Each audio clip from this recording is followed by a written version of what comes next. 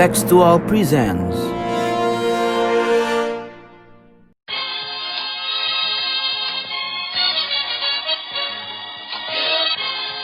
Sondern wir schaffen uns unseren Staat! Mr. Gorbachev, open this gate. Together, we will make America great again. Sudah cukup bagi kita untuk mengatakan bahwa winter is coming. Selamat datang di podcast Bebas Aktif. Mantap. Cal, edisi spesial lagi nih kita, Cal. Gile. Edisi spesial lagi. Artinya kalau udah edisi spesial ada yang datang ya, Fis ya? Betul, ada tamu-tamu keren. Selalu ada tamu-tamu keren kalau setiap edisi spesial pastinya. Nah, di episode kali ini kita ngobrol-ngobrol bareng anak-anak dari KSM. Anak-anak, anjir kayak tua banget gue. Teman-teman dari KSM PMI Unpar. Yoi. Yes, Siapa aja nih? Hai. halo. Perkenalkan, gue Dava Haikal dari KSM PMI Unpar. Oh ya, gue angkatan 2017. ICOE, sangat muda. Janet, boleh? Silakan. Hai semuanya, aku Janet dari KSM PMI Unpar juga. Terus aku angkatan 18. Lebih muda lagi. Sebelum kita masuk ke topik pembicaraan, ini dong kenalin dong, mungkin Dava atau Janet terserah. KSM PMI Unpar tuh ngapain sih gitu, fokusnya apa? Mungkin biar pendengar pada tahu gitu. Oh iya, jadi KSM PMI ini adalah student run think tank ya di HI Unpar. Kita bernaung di bawah program studi hubungan internasional Universitas Katolik Parahyangan. KSM PMI sendiri itu kepanjangannya kelompok studi mahasiswa pengkaji masalah internasional. Kita sering melakukan kajian isu HI yang bisa dilihat juga di Instagram @KSMPMI, di Twitter juga @KSMPMI, dan kita juga punya podcast yang inspired by kontekstual bebas aktif. Ini maksudnya ngomong di sini mau saingan sama kita apa gimana? Enggak ya.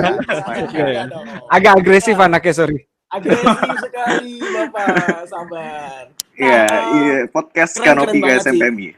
Keren banget sih, karena gue waktu kuliah pengen banget bisa join think tank, Cal. Oh iya, benar. Tapi sayangnya di HUI waktu kita kuliah nggak ada ya. Cuman akhirnya ada think tank di luar organisasi lain. Akhirnya gue join itu deh jadinya. Gitu. Di episode kali ini kita bakal ngobrolin soal climate emergency. Ini menurut gue isu yang sangat menarik dan sangat hangat. Karena ternyata Washington Post mengatakan gitu, mereka mengunggah sebuah berita yang mengatakan bahwa bumi baru saja mencatat suhu bulan September tertinggi sejak tahun 1880 atau berarti sejak era Victorian, waktu revolusi industri lagi panas-panasnya tuh ya. Waktu batu bara, mesin-mesin uap baru ada gitu kan. Sejak itu baru sekarang lagi musim suhu terpanas di bulan September. Selain itu ada juga temuan bahwa 2020 akan menjadi tahun terpanas sepanjang sejarah, setara dengan 2016 atau bahkan bisa lebih dari itu. Nggak tahu nih kenapa ya, jangan-jangan gara-gara 2016 kan Donald Trump menang. 2020 kita nggak tahu nih panasnya kenapa gitu kan. Jangan-jangan yang panas bukan suhu gitu kan, yang panas memang emosinya panas. Tapi ini climate emergency artinya kan darurat iklim ya. Kalau kata sebagian kelompok iya darurat iklim. Berarti yang darurat di tatanan global tuh bukan cuma demokrasi doang kalau sekarang ya. Waduh. Iklim juga termasuk berarti ya. Betul. Dari high politics sampai low politics ya. Betul, karena politics multidimensional gitu. Kita udah cukup lah ya. Bagian pembukanya. Kita biar bisa langsung masuk ke pembahasan di segmen 1. Tetap di podcast Bebas Aktif. Special news dari UI Career Development Center untuk kamu para job seekers, scholarship hunter, fresh graduates yang masih galau mau kerja di mana atau lanjut studi kemana, mendingan datang aja ke UI Career Scholarship and Entrepreneurship Virtual Expo 2020. Bekerja sama dengan Klub, CDC UI menghadirkan acara berbentuk virtual. Di sini kamu bisa melihat-lihat pameran karir, beasiswa, kewirausahaan, dan bahkan mengikuti seminar karir. Acara ini bakal dilaksanain pada tanggal 4-7 November 2020 dan kamu bisa daftar terlebih dahulu buat seminar karirnya mulai tanggal 28 Oktober 2020. Perlu dicatat nih, acara ini gratis dan terbuka untuk umum. Jadi jangan sampai ketinggalan ya. Untuk info lebih lanjut langsung aja nih tengok ke Instagram @careerexpo.ui. Oke, kita langsung masuk ke segmen pertama. Sebelum itu jangan lupa buat follow Kontekstual di Instagram dan Twitter @kontekstualcom. Jangan lupa juga untuk baca-baca website kita kontekstual.com dan subscribe YouTube kita Kontekstual. Cari aja di YouTube Kontekstual, insya Allah ketemu. Kalau belum ketemu tambahin podcast bebas aktif lah, biar pasti ketemu gitu. Tadi Unpar mau promosi lagi nggak nih ke SMPMI? Tadi udah promosi. Tadi udah promosi lagi, nggak apa-apa kali ini. Boleh promosi. Ya, lagi. jadi kalau KSMPMI sama kayak tadi ya, bisa dilihat kajian kita di Instagram @KSMPMI, Twitter @KSMPMI, dan Spotify juga Kanopi KSMPMI. Oke, mantap. Di follow juga, didengar juga teman-teman, biar ilmunya makin banyak ya, Cal ya. Makin Betul. Betul sekali karena perspektif itu penting. Nah, oke, kita langsung masuk kali ya ke pembahasan dan mungkin yang mau gue obrolin sama teman-teman dari KSMPMI hari ini ya, Cal, itu kita paling dari basic dulu gitu. Apa sih sebenarnya climate emergency, dan mungkin gak cuman secara definisi harfiah gitu yang kalian baca, tapi mungkin bagaimana Dava dan Janet memaknai si climate emergency ini gitu. Apakah kalian percaya atau gimana? Tapi mungkin pemahaman kalian dulu lah. Mungkin boleh dari Janet nih. Janet dari tadi belum banyak ngomong. Oke, jadi kalau misalnya yang menurut aku climate emergency tuh sebenarnya tuh mosi yang lumayan baru ya di sistem internasional gitu. Baru dari 2016, sekitar 2016. Nah, sebenarnya tuh ini menurut aku benar-benar relevan. Kenapa? Karena kalau misalnya kita ngomong dulu nih climate change gitu. Ya iya, orang-orang tuh tahu climate change, tapi ya udah sebatas tahu aja. Tapi climate emergency tuh kayak oh ini tuh benar-benar penting loh. Kita tuh udah benar-benar masuk ke fase di mana climate change itu udah berubah jadi climate emergency gitu. Dan sebenarnya seharusnya orang-orang tuh semakin aware sih tentang ini. Oke, Dava, gitu. tambahan? Ya mungkin mirip-mirip sama Janet. Orang-orang sekarang sebenarnya udah aware ya menurut gua. Cuma hanya sekedar aware aja. Mungkin bisa dibilang kayak gimmick aja kali ya. Mungkin karena ini sebuah isu yang baru juga. Apalagi mungkin di negara-negara berkembang kayak Indonesia. Di negara kayak kita, isu-isu seperti climate change itu menjadi suatu yang baru. Nggak kayak di luar sana, di US sudah terkenal isu climate change ini dari 1980-an. Tapi di Indonesia yang masih mementingkan ekonomi, sosial, dan politiknya belum stabil, masih mementingkan isu-isu yang lain selain climate change ini. Oke, I see. Dan, tapi ini boleh gue tambahin ya? Gimana, Cal? Boleh. Ini masalahnya gini. Lo kan tadi pada bilang kalau misalnya climate emergency ini sesuatu yang baru ya. Tapi kan yang kita pahami sekarang bahwa tadi udah disebut juga sama Dava kalau misalnya memang isu-isu tentang iklim udah dibawa ke tataran internasional tuh dari tahun 1949 bahkan begitu selesai perang, kemudian kita dengar bahwa ada satu isu yang namanya keterbatasan sumber daya. Waktu itu belum ada climate change, belum ada apapun lah, kata-katanya masih kayak gitu. Terus dibawalah ke Stockholm waktu itu kan, tahun 1979. Kemudian tahun 1992 ada Kyoto, terus baru masuk ke 2016 kemarin climate emergency karena kondisinya emergency parah nih katanya. Cuman yang jadi masalah adalah itu butuh waktu selama itu untuk orang-orang aware kalau misalnya isu ini tuh ada gitu. Iya. Iya kan? Dan dari dulu tuh dari dulu orang-orang tuh bilang kalau misalnya ada ada isu iklim, tapi banyak negara, bahkan saintis ya, orang-orang yang kerja untuk meneliti itu banyak yang nggak percaya sepanjang periode itu, masih menganggap bahwa ini mungkin cuman periode yang wajar dialami bumi misalnya, atau banyaklah argumen-argumen lain yang mengatakan bahwa ini tuh nggak penting. Nah masalahnya adalah butuh waktu sekian tahunkah untuk sampai di tahun 2016 kemudian orang-orang bilang ini udah emergency, karena misalnya yang gue tahu, yang gue tangkap memang supaya pertumbuhan suhu di bumi tidak lebih dari 2 derajat Celcius ya. Correct me if I'm wrong ya. Tapi kira-kira kayak gitu tujuannya supaya kemudian negara-negara bisa menurunkan konsumsi dari penggunaan bahan bakar fosil yang kemudian mencegah untuk suhu bertambah naik. Kira-kira sebenarnya yang mau gue tanyain sedikit adalah pandangan kalian tuh apa gitu? Kenapa isu ini bisa sesuatu yang delay-nya lama banget gitu untuk dilihat? Kalau menurut gua, ini kan walaupun isu climate change juga disadari udah lama kan tadi ya kata Kak Ical juga dari 1949 habis Perang Dunia. Hal yang menarik juga sebenarnya climate change denial pun yang skeptis terhadap isu ini itu juga udah banyak muncul di tahun 1980-an juga. Gue pernah baca, jadi dulu tuh ada sempat sebuah perusahaan oil company namanya Exxon. Kalau sekarang mungkin udah merge jadi Exxon Mobil ya.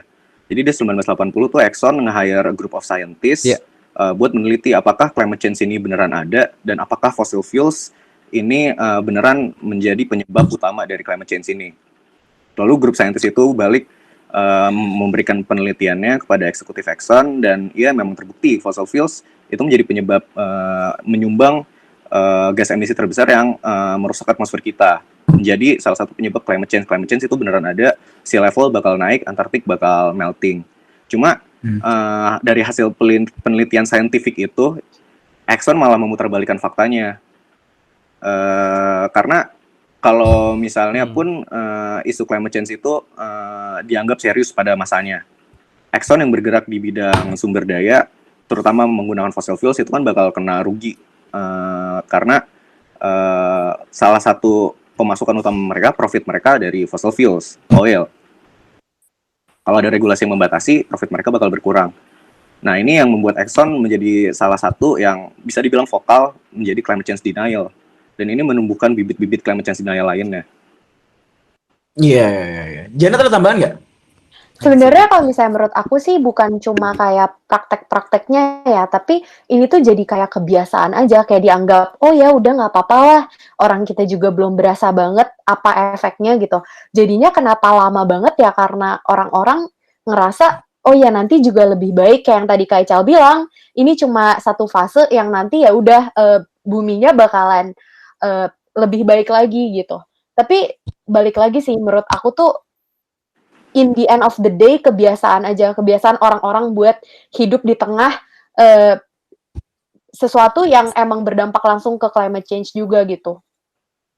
Oke, tapi kebiasaan buruk. Tapi gue ada sedikit bukan kebingungan, tapi sedikit ada sebuah pandangan yang menurut gue perlu juga untuk taken into account ya, bahwa climate emergencies itu diadopsi sama mayoritas negara-negara dari barat gitu kan, dari EU dan Amerika Serikat, Kanada dan barat banget lah perspektifnya. Dan kalau gue lihat-lihat di internet gitu ya, di Google, lo bakal cuma nemuin yang ngomongin climate emergency tuh kayaknya yang Asia tuh baru Bangladesh sama Korea Selatan kayaknya. Dan menurut gue Asia Tenggara yang katanya penuh dengan hutan-hutan, penuh dengan jantung dunia, tapi paru-paru dunia nggak terasa gitu sebagai berusaha ngomong di depan ya. Gue paham lah pasti ada kepentingan lain gitu kan, yang namanya mungkin kelapa itulah. Tapi poinnya adalah hati-hati bang ngomongnya. Bisa nyinggung kelapa tuh. Kan? Iya, kelapa. Maksud gue ada ini loh, ada gap menurut gue antara kalau lu ngomongin climate emergency kan harusnya global ya, bahwa kita mengakui ini, tapi pada ketika hal itu cuman dianggap sebagai hal voluntary untuk mengakui kedaruratan ini, jadi cuma sebagian orang yang anggap darurat gitu. Jadi yang sebagian nganggapnya hoax doang atau gimana gitu kan.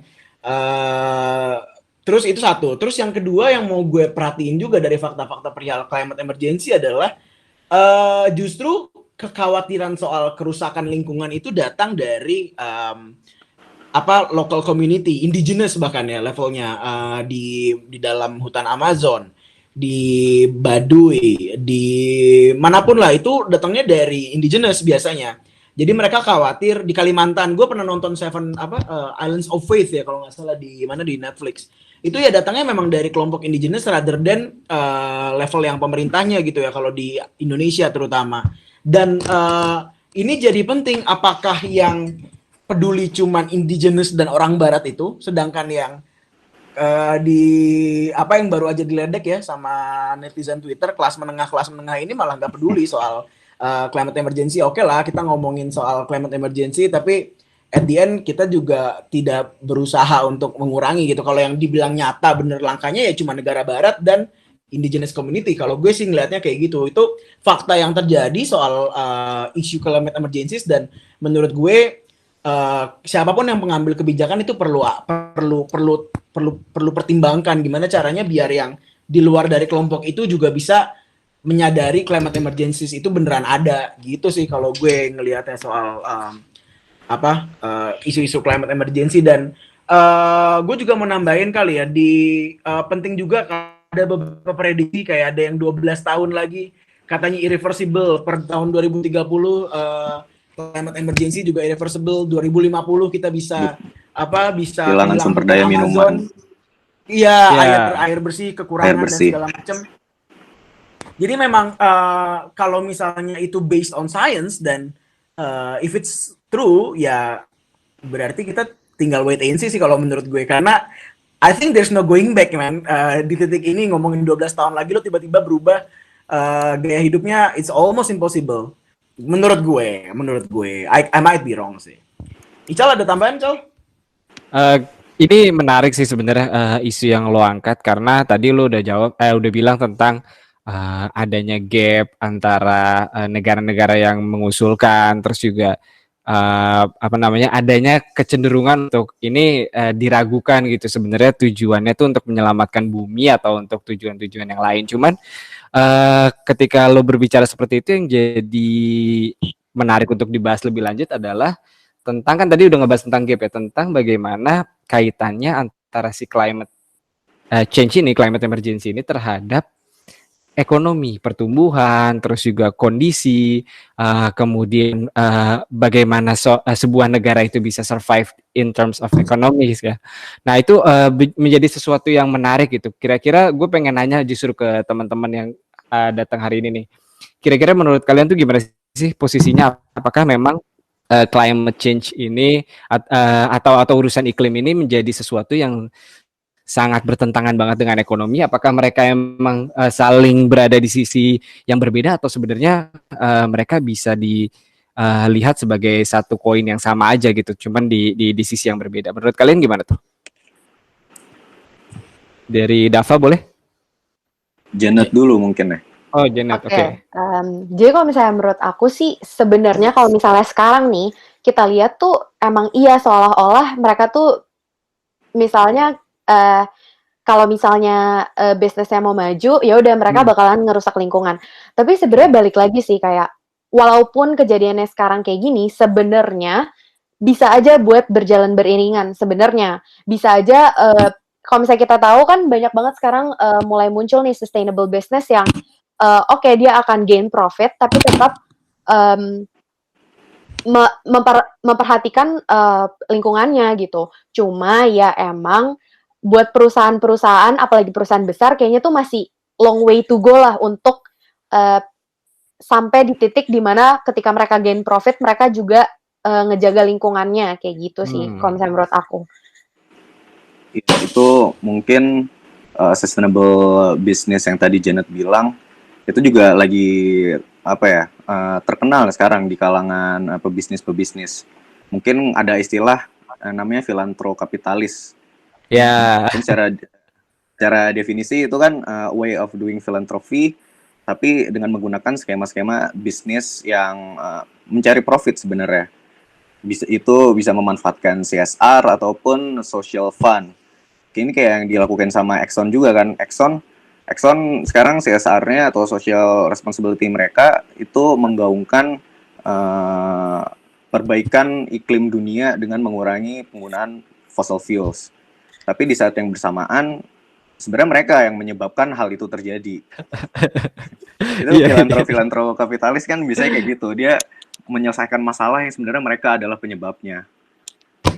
Tapi kalau gue punya pandangan ya, sebenarnya perdebatan bahwa adanya ekonomi versus climate change gitu atau climate emergency ini datang dari trends yang memang ada di kiri jauh. Sorry itu saya kalau gue ngelihatnya karena mereka memang anti kapitalis kan, fondasi memang anti kapitalisme ya, anti kapitalisme lah gue bisa bilang gitu. Jadi perjuangan mereka pun akan dibalut dalam balutan anti kapitalisme, dan menurut gue ini sesuatu yang agak misleading karena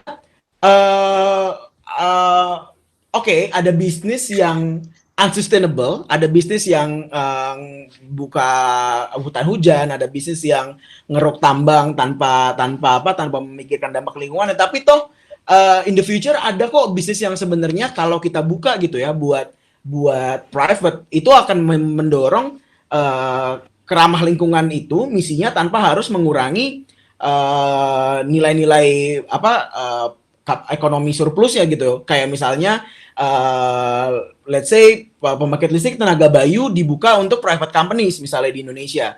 Itu pasti akan banyak yang invest karena ya namanya pebisnis mikir kan di masa depan gue dapat untung nggak ya? Dan kalau memang di masa depan ini jadi sesuatu yang bakal laku, ya pasti dia akan mau invest di situ. Dan mungkin permasalahannya gitu ya, political will di negara-negara berkembang kayak negara kita atau dimanapun gitu, permasalahannya adalah mereka belum ini maksudnya pemain besarnya ya belum melihat bahwa ini sebagai hal yang bisa take it forward gitu. Dan gue ngeliat kok buktinya kayak China, Vietnam, mereka udah punya political will, mereka udah punya kemampuan, dan mereka udah punya hasil juga untuk mengubah pembangkit listrik ya. Gue ngomongin pembangkit listrik dulu, dari yang unsustainable jadi yang renewable energy bahkan.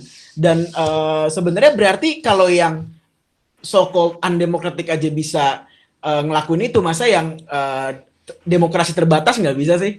Ya kan? Jadi sebenarnya ya misalnya gini, misalnya gue punya Exxon Mobil ya, misalnya gue punya atau Caltex misalnya. Gue mau juga buat invest di, kalau misalnya gue berpikir lebih jauh juga gitu, gue bisa aja berpikir untuk invest di renewable energy misalnya. Jadi bisa di-diverse kan, dan itu juga kayaknya udah kelihatan ya kalau di bisnis mobil itu udah kelihatan ya, di otomotif industry udah kelihatan ada mobil hybrid itu mulai lebih murah daripada mungkin 5-10 tahun lalu, dan bahkan udah ada mobil listrik di level-level yang kayak Nissan, yang mobil-mobil Jepang yang mungkin sebelumnya nggak kepikiran buat bikin berbasis tenaga listrik gitu. Ical ada tambahan nggak? Mau nanya lagi sih sebenarnya. Ini menarik lagi ketika kita bilang tadi ada filantropikapitalis, ada macam-macam lah yang disebutin terkait dengan ekonomi dan gimana kita melihat ekonomi di masa di mana iklim itu jadi sesuatu yang membahayakan gitu. Nah, masalahnya adalah ini kan ada satu skema besar ya. Kalau di HI itu teman-teman pasti kayak belajarnya tentang green economics, ya nggak sih? Iya. Nah, ini kan kayak jadi jalan keluar buat para kapitalis untuk bilang kalau kita bisa kok bisnis yang pro lingkungan gitu kan. Kita bisa kok. Kita bisa kok tetap meraup profit dikala lingkungan juga sehat-sehat aja. Nah, yang justru pengen gue tanyain ke Dava sama Janet, kira-kira menurut kalian tuh emang ada nggak sih skema bisnis dalam konteks green economy ya, dalam konteks menjalankan kapitalis? Karena kan tadi Hafiz bilang kalau memang kritik-kritik ini datangnya dari negara-negara yang tidak dengan kapitalis ya. Nah, kira-kira ada nggak sih, memang benar nggak sih skema yang disediakan oleh kapitalis itu bisa mewadahi kepentingan lingkungan? Karena kalau kita tahu kan kapitalis itu kan pasti berpikir tentang bagaimana caranya memaksimalkan profit dengan misalnya memproduksi lebih banyak goods dengan memanfaatkan lebih sedikit sumber daya gitu misalnya. Nah, kira-kira menurut kalian tuh Dava sama Janet, bisa nggak sih kalau misalnya bisnis yang dijalankan secara kapitalis mewadahi kepentingan lingkungan? Bentar. Sebelum ini gue mau klarifikasi dulu, Cal. Tadi lu salah. Gue bilang bahwa far left yang nggak suka kapitalis. Tapi oke. Kapitalis bisa ada di negara yang undemokratik. Iya jelas dong. Tapi siapa yang nggak suka duit? Itu bukan neoliberal, beda ya. Iya benar. Harus demokrasi loh. Oke. Iya, oke. Boleh, silakan Janet sama Dava. Janet boleh, Janet. Oke. Kalau misalnya menurut aku ya, kalau misalnya ngomongin kayak kapitalis gimana gitu, kan kalau misalnya kita tahu lah semua kapitalis tuh kayak intinya tuh gain profit gitu. Tapi Betul. balik lagi sih menurut aku, emang makanya sekarang tuh bukan sistemnya yang nggak ada menurut aku ya, kalau misalnya menurut aku, bukan sistemnya nih yang nggak ada, yang memaksakan, perusahaan tuh untuk gain profit, tapi emang jadi, ya udah perusahaan emang, ya udah mau gain profit aja, gue nggak peduli, selama gue punya profit yang besar, ya nggak apa-apa, lingkungan masalah nanti aja. Nah, ini tuh sejalan banget sama yang, Exxon. Kalau misalnya Exxon Mobil sekarang tuh CSR-nya salah satu fokus utamanya climate change kan. Tapi Yap. kalau misalnya di tahun 2018 nih Kak, mereka tuh greenhouse gas emissions-nya tuh lebih tinggi dibanding tahun 2017, setahun sebelumnya. Tapi alasannya apa? Katanya, ya kita udah bener-bener maksimal buat ngurangin pembuangan gas emisi, dan ya walaupun lebih tinggi 1 poin, kita tetap lebih rendah daripada 2 tahun sebelum ini gitu. Jadi menurut aku sebenarnya emang bukan masalah sistemnya yang memaksa, tapi ya bisnisnya aja yang emang nyaman aja untuk ya udahlah gain profit aja. Buat apa ngurusin lingkungan gitu. Kayak gitu Ya, sih menurut aku. Kalau menurut gue juga nggak beda jauh sih sebenarnya. Ya bisnis sama lingkungan sekarang kalau gue ngeliatnya ya udah bertolak belakang aja. Kalau misalnya ada bisnis atau big companies yang ngomong ini bisnis kita pakai kerangka green economy kok, menguntungkan lingkungan juga, itu menurut gue gimmick doang sih dari big company-nya. Mungkin kayak nyambung juga ya yang tadi sempat dibilang sama Kak Hafiz, di Indonesia masalah investasi terus renewable energy. Oke, misalnya renewable energy itu menjadi bisnis yang profitable buat masa yang akan datang. Tapi kalau ngomongin energi listrik, utamanya kan di Indonesia itu adalah yang memberikan energi terbesar di Indonesia itu batu bara. Terus batu bara di Indonesia kita tahu pemain-pemainnya siapa secara politikal, dan mereka yang punya power juga kan. Dan ibaratnya kalau misalnya tiba-tiba kita mau beralih ke bisnis yang ramah lingkungan, ke renewable energy, entah itu geothermal energy, hydro power energy ataupun nuklir, itu kita ngambil ladang pemain-pemain yang sekarang udah sustain dan punya power di Indonesia, pemain-pemain politik kelas atas. Dan apakah pemerintah kita atau orang-orang terkait ini mau memberikan lahannya gitu kan? Ya kalau gue ya ini lu udah kan ada Dav ya? Kalau gue ini masalah taktis sih sebenarnya. Jadi apakah yang lo perjuangkan lo yang memang anti value-nya gitu, lo memang memperjuangkan climate change, atau lo sebenarnya cuma nggak suka aja sama orang itu? Kan beda dong. Misalnya kayak ada satu orang misalnya sekarang ada political will bahwa itu batu bara. Tapi mungkin at a certain point, kalau aktivisme kita bisa ngangkat mereka, memindahkan mereka, oke lah pemainnya masih dia, tapi mereka main di renewable energy gitu. Itu kan sebenarnya value kita tercapai gak sih? Ya nggak sih, itu kan secara taktis kalau menurut gue ya. Maksud gue gini, lo nggak bisa kalau lo memang tujuannya pengen bikin orang kaya jadi miskin, itu beda cerita. Nggak mungkin. mereka pasti defensif, dan mereka punya segala hal di dunia ini untuk defensif. Mereka hidup dalam bubble yang akan sangat aman dan malah justru antipati sama value yang kita bawa. Tapi cara untuk menyebarkan value itu adalah ya tadi, bahwa dengan komit dengan value-value yang kita punya, kasih aja ke mereka bahwa lo bisa kok juga jadi bagian dari ini. Gue bukan anti lo, tapi gue memang merasa apa yang lo lakukan sekarang itu adalah sesuatu yang unsustainable. Dan itu yang terjadi di Vietnam dan China. Itu yang terjadi di Vietnam dan China. Seundemokratik apa mereka gitu, nggak punya mereka aktivis. Bahkan di Weibo gitu, misalnya di China ya, lu nulis apa dikit, kritik sedikit, hilang gitu kan tulisannya di media sosial. Tapi kenapa mereka bisa mengadopsi sesuatu yang lebih renewable dan lebih ramah lingkungan dibanding kita yang katanya demokrasi, atau ya kita dan Filipina lah yang punya demokrasi terbatas di Asia Tenggara. Permasalahannya adalah karena political will si orang kayanya itu belum ngeliat ke sana gitu, si oligarkinya kalau lu ngomong pakai oligarki ya. Si oligarkinya nggak ngeliat ke sana. Nah, harus menyadari bahwa oligarkinya ngeliat ke sana, dan itu udah ada upayanya juga sih, even di level World Economic Forum gitu ya. Kayak David Attenborough udah presentasi soal gimana caranya improve bisnis dengan memperbaiki lingkungan. Sebenarnya caranya adalah kayak gitu. Gimana caranya orang-orang yang mikirnya jadul ini mereka cuma pengen uang gitu. Gue tahu mereka cuma pengen profit. Ya gak apa-apa. Yang penting value-nya tercapai kan. Perkara nanti gimana, apakah ada saingan dan segala macam, apakah dia sustainable, apakah kita harus buka ranahnya jadi lebih demokratik, ya itu perkara nanti. Cuman kalau lu memang memperjuangkan value soal climate emergency ya, satu-satunya cara di negara yang masih berkembang levelnya ya kayak gitu. There's no other way buat gue ya. Cara lain malah jadi katastrofik dan bunuh diri buat perjuangan aktivisme kita. Gue just being real sih kalau gue. Jadi kalau misalnya kita lihat dari spektrumnya ya kayaknya Hafiz ada di kubu yang agak sedikit berbeda sama kita nih ya. Dari Dava sama Janet gue persilahkan nih, kira-kira dari kalian ada yang mau ngebully Hafiz gak secara pikiran? Kira-kira kalian ada argumen sebelum kita tutup segmen 1 ya, karena kayaknya udah seru banget pembahasannya. Cuman kira-kira dari Dava sama Janet ada tambahan gak? Kira-kira kalian tuh kalau misalnya dikasih kesempatan untuk bisa meyakinkan orang bahwa climate change is real, kira-kira kalian bisa nunjukin data atau mungkin argumen apa nggak misalnya untuk orang-orang kayak Hafiz deh minimal yang cuman ragu aja. Gue percaya climate change is real. Ayo bully Hafiz. Kalau menurut gue sebenarnya somehow setuju. Mulai dari value. Cuma value kan kita berbicara tentang kebiasaan, kita berbicara tentang culture, dan kebiasaan dan culture ada dua hal yang akan sulit dirubah. Jadi menurut gue kalau untuk mengatasi climate change itu mulai dari regulasi politik dan pemerintahannya sebenarnya. Mungkin lebih ke top down approach kali ya. Dan kalau ngomongin apakah climate change is real, ya sebenarnya datanya udah banyak sih. Mungkin climate change skeptics itu bakal bilang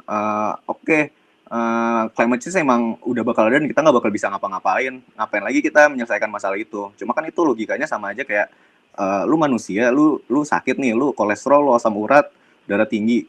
Apakah lu tetap akan menjalankan kehidupan yang tidak sehat? Kan enggak. Lu kan pasti akan jadi merubah gaya hidup lu untuk membuat hidup lu di masa depan lebih sehat dan lebih kuat. Gitu kan. Kalau dari gue sih itu sih. Nah, kalau misalnya aku tuh lebih ngelihatnya kayak orang-orang ini masih banyak orang yang gak peduli tentang climate change, masih banyak climate change skeptics tuh karena mereka simply gak ngerasain langsung sebenarnya dampaknya apa gitu. Mungkin kalau misalnya lo tinggal di Vanuatu, lo bakalan lagi teriak-teriak, lo takut nih bentar lagi pulau lo udah hilang gak tau kemana gitu. Masa lo harus sampai nunggu begitu dulu, baru lo tuh kayak, oke, nih gue bener-bener harus ganti pola hidup gue gitu. Walaupun kayak emang susah ngeganti pola hidup, tapi kayak ya coba aja pelan-pelan gitu loh, maksudnya apakah lu mesti nunggu jadi korban kesekian baru akhirnya lu sadar kalau climate change tuh is real gitu. Walaupun emang masih susah banget ya buat bikin semua orang sadar tanpa harus berasa efeknya, tapi kayaknya itu benar-benar harus dimulai gitu loh. Nggak bisa kayak tunggu lo korban atau lo udah mau mati duluan baru kayak ibaratnya kayak yang Dava bilang gitu loh tentang hidup nih misalnya ya. Lo udah mau mati, lo baru berbuat baik gitu.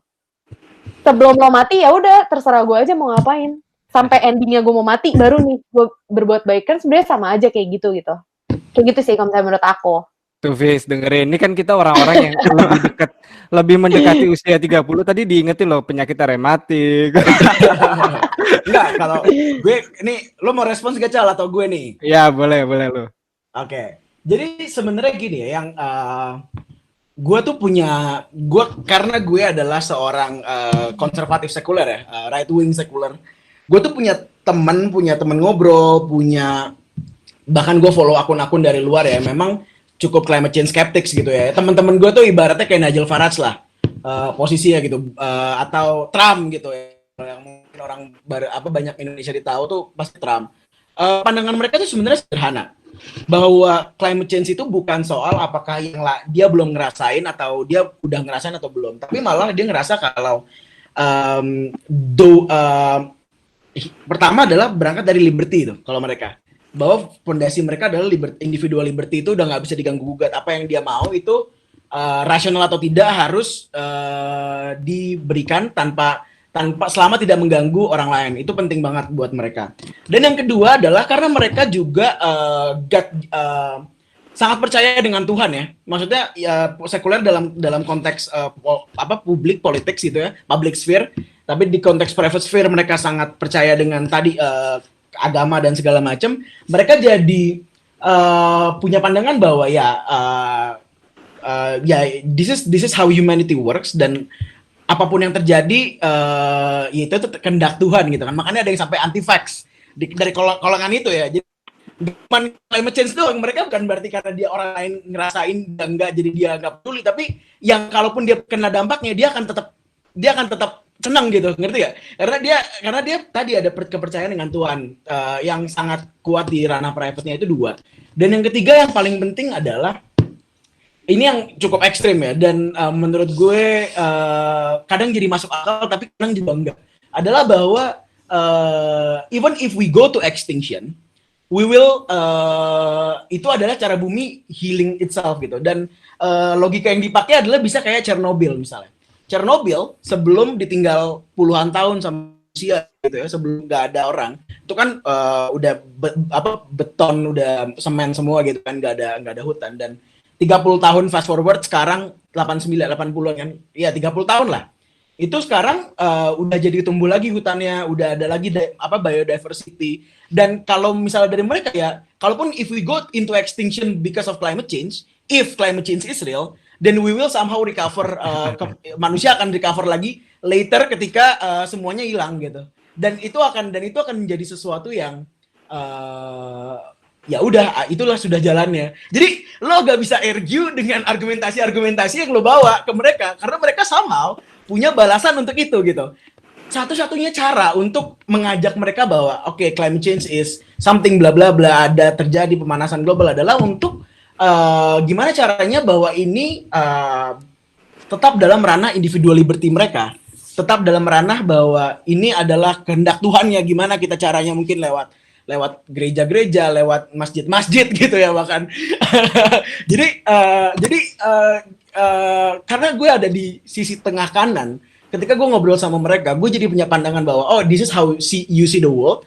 Kalau ontologinya aja udah beda, gimana ngelihat dunianya udah beda, lo nggak akan bisa ketemu tuh pasti jalan tengahnya. Cari jalan tengahnya adalah ketemu di tengah. Dan itulah yang selalu gue lakukan. Gue juga ngobrol sama teman-teman yang kiri jauh tentang perjuangan mereka, tentang segala macam, dan itu somehow jadi basis berpikir gue untuk terus mikir tiap hari sih gitu. Wah, udah seru banget ya, kita udah tahu ya posisinya Hafiz ya. Udah siap membuli teman-teman ya. Kita masih punya segmen 2 buat ngebully Hafiz. Tetap di podcast Bebas Aktif edisi spesial KSMPMI Unpar. Mr. Gorbachev, open this gate. Together, we will make America great again. Ini tadi pembahasan yang udah menarik banget di segmen 1. Kita udah dengar sama-sama dari Dava sama Janet tentang kenapa sih climate change ini sekarang dipandangnya jadi climate emergency, dan kenapa kemudian isu ini menjadi sesuatu yang diragukan sama orang-orang kayak Hafiz. Kayak teman-teman gua. Iya. Tapi yang jadi menarik sebenarnya untuk dibahas selanjutnya buat kita ya, apalagi dari teman-teman kita, kebetulan kedatangan teman-teman think tank nih, harusnya kita bisa memanfaatkan ini dengan satu pertanyaan simpel dari gue. Selama ini climate change selalu di framework atau dibingkai dari masalah institusi internasionalnya. Kita bikin perjanjian banyak banget tuh dari tahun 79 sampai 2019 kemarin, bahkan 2000 yang paling gencar mungkin 2015 2016 kan Paris Agreement. Itu semua kan bingkainya adalah perjanjian internasional, yang mana artinya pendekatannya adalah top down gitu. Nah, masalahnya ini aja belum maksimal lah untuk bisa mengatasi climate change itself. Nah, kira-kira sebenarnya menurut Dava sama Janet, apakah memang cara itu tepat, atau memang sebenarnya kita bisa memanfaatkan pendekatan-pendekatan lain kayak misalnya bottom up dan lain-lain gitu. Kira-kira gimana tuh pandangannya? Boleh dari Dava dulu? Mungkin ya perjanjian-perjanjian Paris Agreement yang melanjutkan Kyoto Protocol yang gagal mungkin akan gagal juga pada nantinya, karena tidak ada negara yang sepertinya menepati janjinya. Ya. Bahkan Indonesia pun kayaknya lari bertolak belakang terhadap targetnya yang pemenuhan minimal 23%. Ya, 23% itu. Mungkin pendekatan bottom up kali ya, yang lebih akan mendobrak di masalah climate change ini, karena kayak misalnya masalah perubahan dari climate change menjadi climate emergency itu udah dari 2016, tapi baru mulai naik lagi di 2019 kan, dan itu akibat dari aktivisme yang dilakukan oleh kelompok yang namanya Extinction Rebellion. Mereka kalau nggak salah waktu itu demo di London sampai nginep 2 minggu di stasiun Waterloo kalau nggak salah, dan itu membuat British Parliament akhirnya mendeklarasikan kalau ya kita ada di climate emergency. Mungkin aktivisme seperti itu yang mulai dari individu dan kelompok-kelompok organisasi, baik itu internasional maupun domestik negaranya lain yang akan merubah situasi.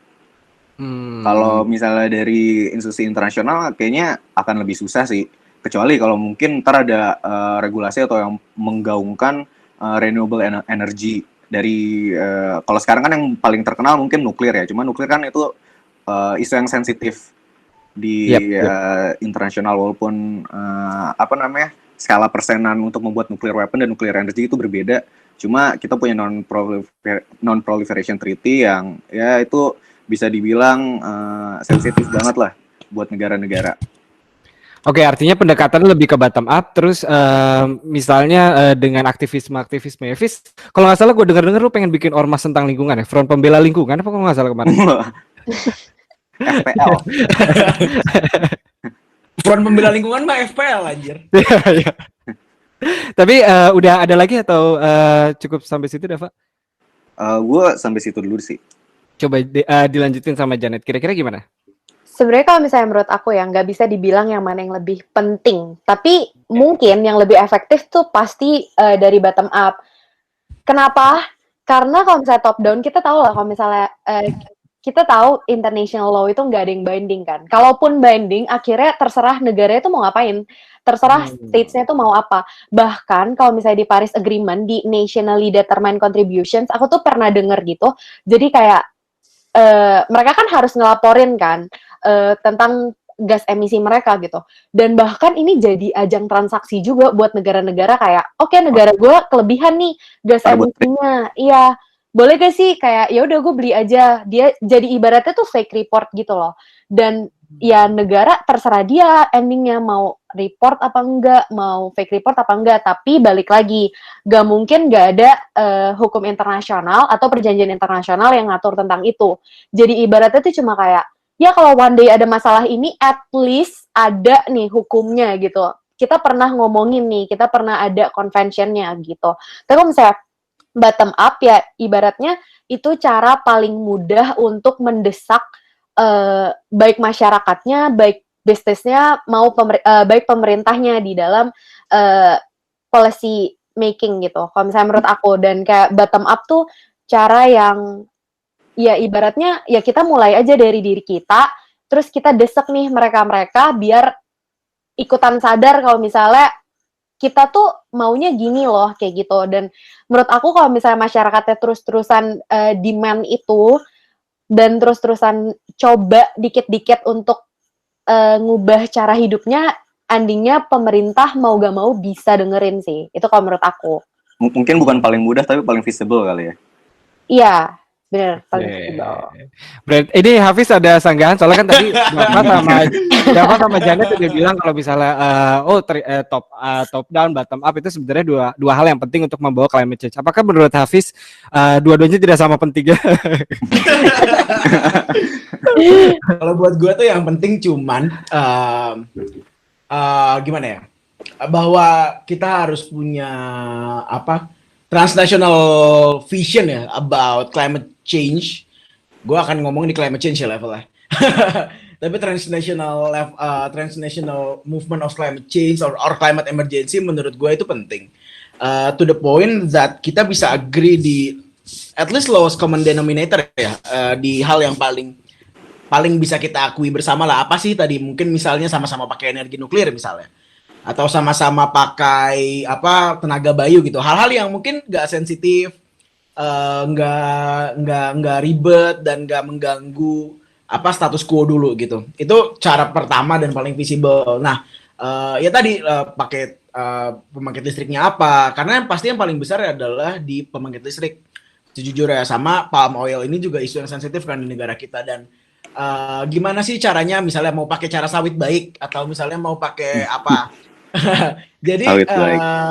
ya kita harus percaya dulu di lowest common denominator itu bahwa oke, sawit baik adalah langkah awal. Whether it is bottom up atau top down approach ya, at the end menurut gue itu harus jadi sebuah government policies karena kita balik lagi ya negara gitu kan, kita bukan local communities, levelnya bukan Baduy di seluruh dunia gitu kan, kita adalah dunia, sistem internasionalnya mengakui negara. Dan ya kalau nggak diadopsi sama government policies, mau lo nggak make sedotan, mau lo nggak pakai sendok plastik, nggak akan ada yang berubah. Dan ya penyu akan tetap makan plastik gitu kalau misalnya lo nggak makan nggak pakai sedotan gitu. Jadi caranya adalah mengubahnya adalah ya government policies yang paling besar. Itu mungkin bisa dibilang jadi top down approach, tapi gue juga nggak menafikan bahwa itu mungkin bisa diawali dari permintaan masyarakatnya, dari milih anggota DPR-nya yang mana, punya partai hijau misalnya. Ya kan, itu kan bottom up approach dong dari manusianya kan. Jadi gitu sih. Partai peduli lingkungan. Partai lingkungan, Green Party Bikin gitu. kali, bikin. Green Party. Nah, itu kan. Gue punya anekdot lucu. Gue pernah lewat di Jalan Salemba, Jakarta Pusat ya. Ada tulisan nih, Green Party, belok kiri gitu kan. 100 meter, apa HQ-nya Green Party. Taunya mau tahu nggak HQ-nya apa? PKB anjir. Partai Kebangkitan Bangsa. Bangkit Green Party apaan? Warna doang. Tapi hijau, memang hijau. Nggak salah Masjid sih. juga hijau anjing. Iya benar. Sajadah juga hijau. Nah, gitu. Tapi ini jadi menarik ya. Tadi udah disebut tentang government policy, terus juga peran dari masyarakat. Ini kita untuk menutup dan menyimpulkan semua perdebatan yang udah kita omongin dari tadi. Ini kita langsung lihat ke tataran yang lebih realistis lagi di negara kita sendiri deh. Ini gue pengen nanya ke masing-masing dari teman-teman. Kira-kira kalian tuh ngelihat Indonesia gimana dalam langkah-langkah ini, baik itu pemerintahnya maupun masyarakatnya. Karena kalau misalnya kita dengar kan sekarang tadi udah disinggung juga masalah siapa yang dipilih di anggota Dewan Perwakilan yang terhormat ya. Apalagi kalau kita sekarang lagi dalam kondisi menghadapi UU yang kontroversial gitu, yang emang udah banyak banget yang bilang kalau ini juga punya peran untuk memberikan potensi kepada kerusakan lingkungan yang lebih hebat lagi di Indonesia. Nah, kira-kira dari Jenet, boleh dari Dava duluan juga nggak apa-apa, terkait dengan gimana sih pandangan kalian tentang komitmen baik itu pemerintah maupun masyarakat di Indonesia terkait dengan isu climate change. Mungkin aku duluan ya. Boleh. Jadi, ini hal yang kayak menarik banget dari Indonesia, menurut aku. Kayak Indonesia tuh salah satu negara yang kayak wah iya nih climate change gitu. Kayak misalnya kita selalu ikut COP. Latah. Iya. Terus kayak kita ikut COP. Terus bahkan Presiden Jokowi tuh selalu bilang kalau misalnya ya ini komitmen kita benar-benar harus selesaiin ini karena apalagi kita negara kepulauan 17.000 pulau, kita bakal kena dampaknya kayak gitu. Terus Presiden Jokowi tuh terus-terusan pidato tentang ini, kayak gimana kita harus kerjasama buat selesain climate change gitu-gitu. Tapi ironisnya sampai sekarang, terakhir 2018, Indonesia tuh negara ke-10 penghasil gas emisi terbesar di dunia. Itu sih, dan menurut aku kayak, kalau misalnya emang mereka ngerasa berkomitmen untuk setidaknya mengurangi gas emisi kok, tapi ya begitu-begitu aja ya, kok nggak kelihatan effortnya ya, jadi kayak ini sebenarnya ada komitmennya gak sih gitu. Aduh, menurut aku itu. Berat banget deh. Hati-hati bro, gila. Bentar lagi hilang. Di ghosting ya abis ini. Gimana dong? Iya. Gimana kalau dari Dava? Ya, kalau dari gue, mungkin dari pemerintahnya dulu ya. Balik lagi kayak yang tadi gue udah ngomong juga, kalau ngomongin masalah pemerintah di internasional dengan Paris Agreement-nya, Indonesia sekarang malah bertolak belakang karena tetap yang digaungkan adalah penggunaan fossil fuels untuk memproduksi energi. Pemerintah juga sebenarnya udah punya banyak capacity building, tapi itu hanya menjadi sekedar capacity building juga, nggak ada upaya real, nggak ada upaya yang benar-benar bisa menyelesaikan permasalahan climate change ini. Dan kalau misalnya kita spesifik di Indonesia kan climate change itu berasal mayoritas dari fossil fuels yang digunakan untuk energi listrik di rumah-rumah ataupun kendaraan bermotor kan sebenarnya Indonesia yang kaya akan sumber daya alam itu punya banyak alternatif energi, renewable energy yang bisa menggantikan fossil fuels tadi. Kayak misalnya geothermal. Indonesia tuh 40% cadangan geothermal dunia itu ada di Indonesia. Dan itu sebenarnya bisa banget dimanfaatin karena menghasilkan emisi yang lebih rendah lagi. Tapi balik lagi ada kepentingan politik dan bisnis yang menghalangi itu. Dan kalau misalnya kita ngeliat dari masyarakatnya, masyarakat Indonesia juga menurut gue masih latah sih. Ini isu yang cukup baru, climate change di Indonesia. Kayak misalnya paling gampang, waktu itu yang pas PSBB jilid pertama, itu kan orang-orang Indonesia tuh gue ngeliat di Instagram, di Twitter pada seneng tuh, langitnya berubah jadi biru lagi, langit Jakarta. Berkurang tuh, polusi kendaraan. Iya, terus udah seneng, udah dapet story, masih aja abis PSBB kelar, menjalankan kehidupan yang merusak lingkungan juga, nggak hidup dengan zero waste biar mereka bisa melihat langit biru setiap hari. Jadi ini masih isu yang tergolong baru sih buat masyarakat kita. Hafiz? Closing nih ya. Gak perlu ada yang dirubah lah ya. Gak ada.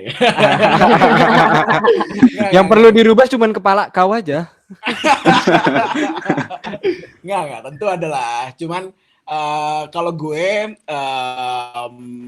mau underline bahwa gue mau appreciate nih karena yang punya kesadaran soal climate change tanpa embel-embel apapun ya, tanpa dorongan politik apapun ya dari indigenous people gitu, local people yang actual benar-benar peduli bahwa hutannya udah dibabat, bahwa yang peduli penggunaan gas batubara dan segala macam udah berantakan, itu indigenous people. Jadi gue mau appreciate segala hal yang udah mereka lakukan, meskipun tentunya nggak akan berdampak besar ya di situasi political climate kita sekarang. Terus dan yang gue rasa bahwa tidak selamanya juga gue appreciate juga orang-orang yang mau mengubah pola hidupnya, tapi itu tidak selamanya berhasil mengubah semua yang ada gitu.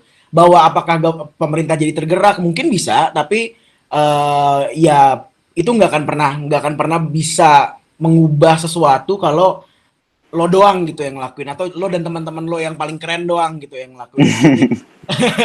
Jadi yang paling benar-benar bisa dilakukan adalah ini kan isunya transnasional ya. Cuman yang nggak banyak orang sadar bahwa ini isunya juga transspektrum, juga lintas spektrum, dan bahwa ketika lo bisa ngobrol sama orang-orang yang ada di sayap kanan atau orang-orang yang nggak peduli sama climate change, regardless of their political view ya, menurut gue ya satu cara adalah lo harus ngobrol dulu, reaching out ke mereka.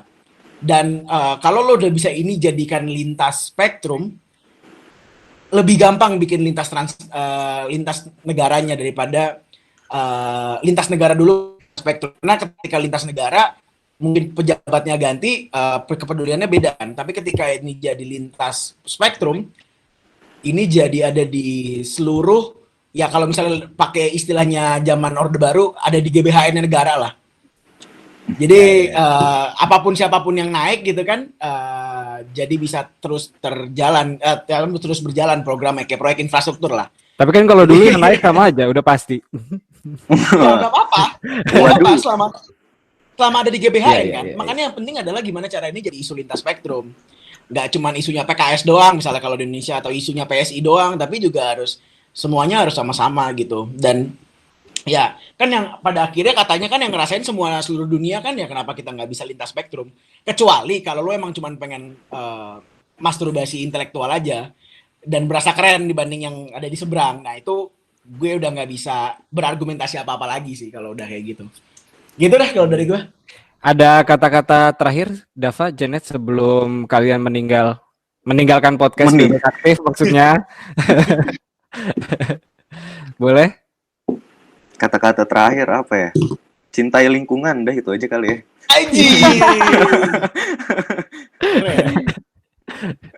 Kalau Janet?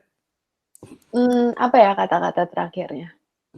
Mungkin lebih ke ya at least jangan terlalu gak peduli lah gitu. Dengan apapun alasannya, ya setidaknya sedikit peduli, walaupun gak percaya gak apa-apa, yang penting peduli aja. Maksudnya, oh ya tahu ada dan ya udah kalau misalnya apa ya? Balik lagi sih, one day itu kita semua bakalan kerasa kan. Jadi ya kalau bisa, kalau mau, ya boleh lah. lebih dengerin hal-hal yang mungkin sebenarnya bener tapi belum dipercaya sekarang, kayak gitu sih menurut aku. I see.